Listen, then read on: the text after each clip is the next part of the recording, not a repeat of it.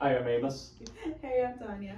So we were talking about state-dependent learning, and also there's some other things that will go into this, but the bigger thing that we want to kind of describe is that you have the option of drawing out a bell-shaped curve and throwing a window up there and stuff like that. But what we want to try to do is give a brief description of psychological dependence. Oh, sorry. State dependency. I know. It's like you think I know what I'm talking about by now.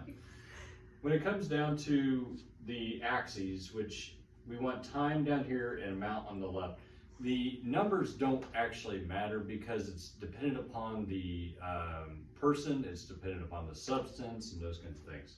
And tolerance plays a factor here. This line at the bottom of the square is actually defining tolerance. So that may rise or decrease based on the frequency a person's using and all that kind of thing. But what we want to try to describe is, as a person is regularly using a substance or regularly going through a routine, when it comes to this process, what is actually happening is very normal. The brain is always taking in information through the sights, the sounds, the smells, all the those elements, and then also what we're feeling at the time, what we're thinking at the time, the people we're around, the environment, all those kinds of things. And so what happens is, as we are using a substance and getting higher, and then we come back down, what we have found over a period of time is the more repetitiously we are in that state of mind doing that particular behavior, what you're going to identify is that it's more easily recalled in that same state of mind. And so we use the example a lot of times of going to a coffee shop and studying for a test, and you got all the noises and the sights and the smells and the window from the door opening and people brushing by or people talking, all the things that are going on in that coffee shop. But when you go take the test on that same information, what you're finding is the environment is very different. You would actually do better on that test if you were to go back into the coffee shop and take the test.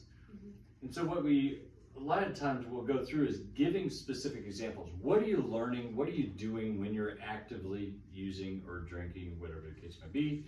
A lot of times it's dancing, singing, playing pool, flirting,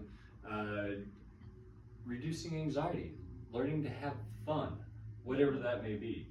The components though is, as people repeatedly do that behavior, it can get locked in there in that window. And what we're identifying is that people below this line, if they have not gotten up to that level of comfort, if you will, it becomes awkward, or it could be unsure, it creates some anxieties.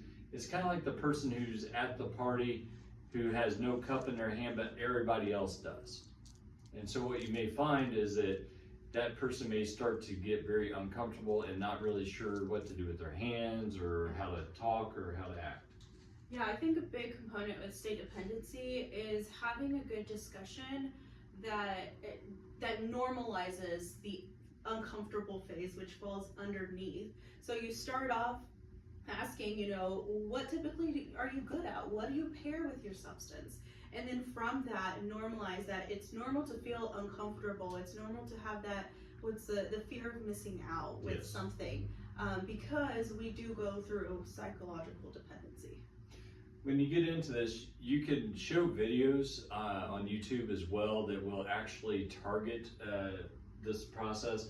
But also there's mood congruent memories as well that you could get into. There's videos out there that describe mood congruent and state dependent learning and the way the brain just naturally operates.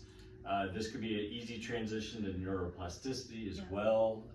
And so we don't want to get people too stuck on the idea that they have to memorize how to do this, but watching the videos over time will give you an easier understanding of how to kind of go through the process. This is a good topic to cover before or after psychological dependence also. Yes. Typically, we like to pair them together. Yeah, because what you're doing is giving a good synopsis of how the brain operates in all situations. So in substance use, without substance use, you could do the idea of like a coffee cup with sugar in it. If I drink it with 5 sugars in it and she drinks it completely black, whatever the case may be, and someone comes along and pours a half a teaspoon of sugar in both of our coffees, who's going to notice the difference? So talking about tolerance is a very key element here that allows people to understand. Absolutely. Hopefully that gave you a little bit of insight over the state dependency. Happy teaching.